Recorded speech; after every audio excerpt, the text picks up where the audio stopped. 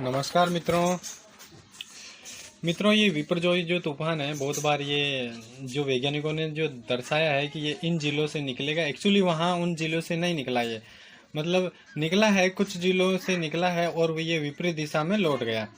और कहीं जिले ऐसे हैं कि ये एक मतलब कहीं जगह ऐसी है जो सामने आते हुए भी ये वहां पर शांत हो जाता है और शांति से निकल जाता है, फिर आगे वही उतना ही उत्पात मचाता है। ऐसा क्यों होता है?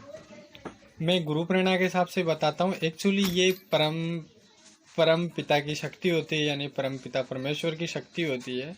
और कुछ एनर्जी ये खुद परम पिता ऐसा योग बनाते हैं, फिर ये विपरजोई अपन तूफान का नाम देते हैं एक्चुअली।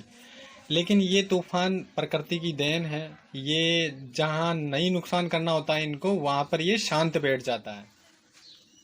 फ्रेंड्स, मेरे पास एक कमेंट आया था कि ये कैलाश पर्वत पर काफ़ी अनहोनी घटनाएं होती रहती है, तो क्या ये सत्य है? तो मैं गुरु प्रेरणा के अनुसार से बताता हूँ कि ये पूर्णतः सत्य है। वहाँ पर काफ़ी सारी पॉजिटिव एनर्जी आती है कैलाश पर्वत पर, और वहाँ पर शिव भगवान निवास करते हैं अपनी पूरी फैमिली के साथ।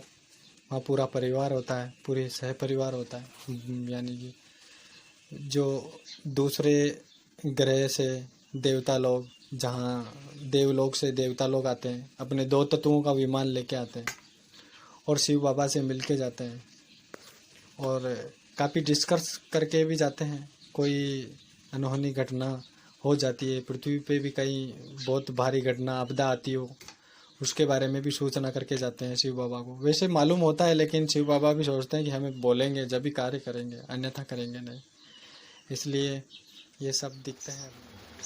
फ्रेंड्स, मेरे पास एक कमेंट आया था, आप अपने बॉडी को बिल्कुल मस्त तरीके से कर सकते हो, बिल्कुल शुद्ध कर सकते हो। शुद्ध करने के बाद में आपके शरीर में कोई भी बीमारी प्रवेश नहीं करेगी, और अगर बीमारी प्रवेश करती है तो आपको पहले ही सूचना मिल जाएगी। यानी कि अपने को मेडिटेशन करना है, मेडिटेशन से अपना शरीर शुद्ध होता है। मैंने ये एक मित्र का वो ऑरा चेक किया था, उसका ऑरा इतना शुद्ध था कि कोई नेगेटिव एनर्जी उसको भेज भी दे तो वो नेगेटिव एनर्जी उसके अंदर प्रवेश नहीं कर सकती। ऐसा शरीर बना रखा था उसने। मेरा ही मित्र है वो। तो आप भी ऐसे ही बनाओ शरीर को, और अपना गजब ठीक से बना लो, और इतना मस्त बनाओ कि बीमारी तो क्या, मतलब कोई सी भी परेशानी आपके अंदर प्रवेश नहीं कर सकती, और आप जो सोचो वो कार्य आपका सफल हो। ये पूर्णतः सत्य है। गीता ज्ञान, बड़े बड़े शास्त्रों में भी मेडिटेशन के बारे में जिक्र किया गया है।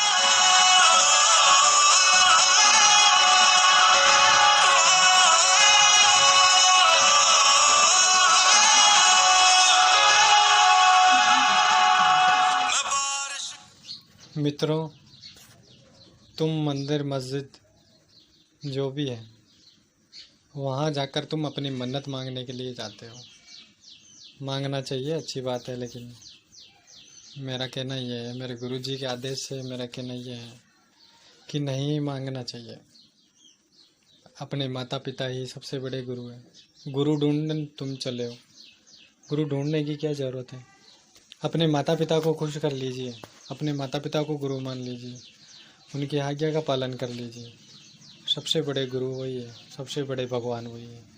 उनसे जब तुम्हें आज्ञा मिल गई तो ये समझ लो कि परम पिता परमेश्वर जी ने आपको आशीर्वाद दे दिया। फिर चाहे आप गुरु बना लो किसी को भी, तुम्हें अच्छा ही गुरु मिलेगा। अगर उनका आशीर्वाद नहीं है तो तुम्हें गुरु भी अच्छा ही नहीं मिलेगा, धोखेबाज गुरु। फ्रेंड्स, से मुझे कमेंट करके किसी ने पूछा है कि क्या ये कर्म योग हरदम मनुष्य के लिए लागू होता है पुनर्जन्म का, यानी कि अगर बुरा काम किया हो तो क्या वो लागू है? क्या ये निश्चय है कि ये होना ही है इसके साथ बुरा? अगर बुरा है तो क्या इसके साथ बुरा होना 100% है? फ्रेंड्स, मेरा गुरुजी, मतलब मेरे गुरुजी के अनुसार से मैं बता देता हूँ कि ये बुरा होना तो तय है, 100% तय है। एक्चुअली फ़र्क इतना पड़ता है, आप बिल्कुल सरल बन जाओ, बिल्कुल सही तरीके से, और परमपिता परमेश्वर को याद करते हुए आगे बढ़ो, तो वो होना तो तय है। लेकिन जो भारी घटना, जैसे वहाँ मृत्यु लिखी है आपकी, तो वहाँ मृत्यु नहीं होगी, बस इतना फ़र्क है। और ये बहुत बड़ा फर्क है, किसी की जान बचा। जिसको सुधरना नहीं होगा वो कभी भी नहीं सुधरेगा, चाहे आप उसके गीता ज्ञान दो, कोई सा भी पुराण सुनाओ, चाहे कितना भी ज्ञान क्यों ना दे दो उसको, उसको नहीं सुधरना होगा तो नहीं सुधरेगा। जिस दिन सुधरेगा, जिस दिन बिना ज्ञान के ही बहुत सुधर जाएगा, 100% सुधर जाएगा। लेकिन समय आने पर, एक समय होता है, अच्छा बुरा ये सब कुछ अपने आप सही ढंग से सही रास्ते चलने लग जाता है। लेकिन एक समय होता है, वो समय आने दो, सबका समय आता है और आएगा। फ्रेंड्स, मेरे पास बहुत सारे कमेंट आते हैं और उन कमेंटों का ही जवाब देता हूँ। आपके पास भी कोई कमेंट हो तो कमेंट कीजिए। आपका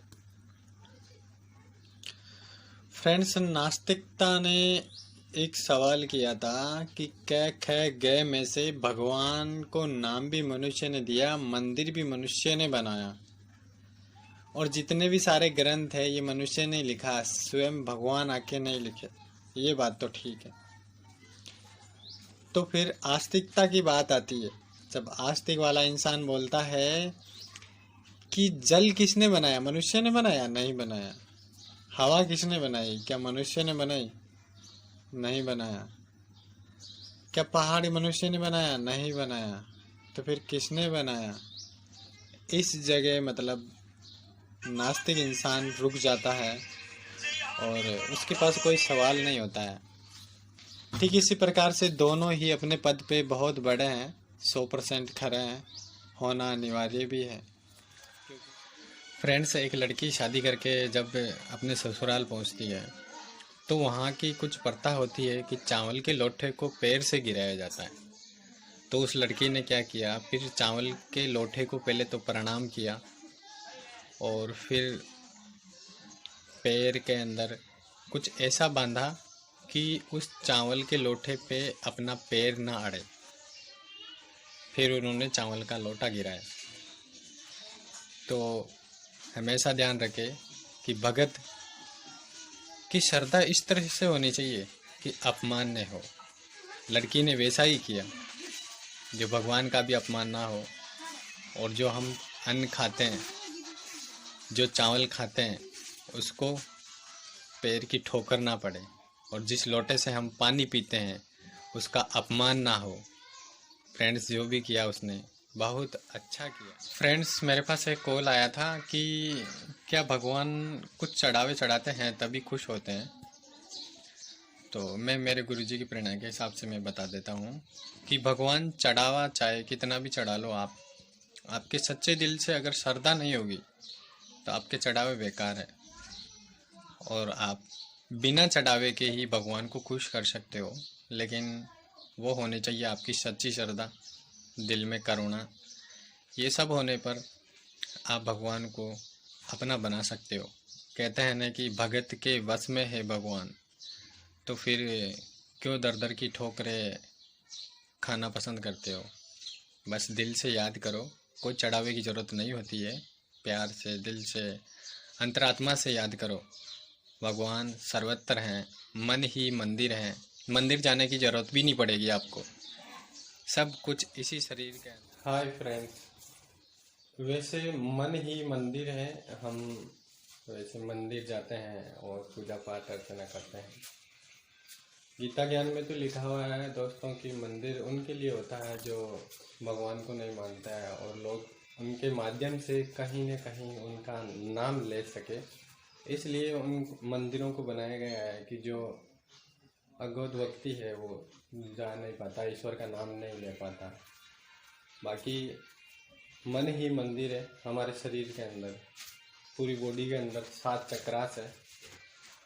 आप उनको एक्टिव कर सकते हो गहरा ध्यान लगा के, 3 आई पे ध्यान लगा के।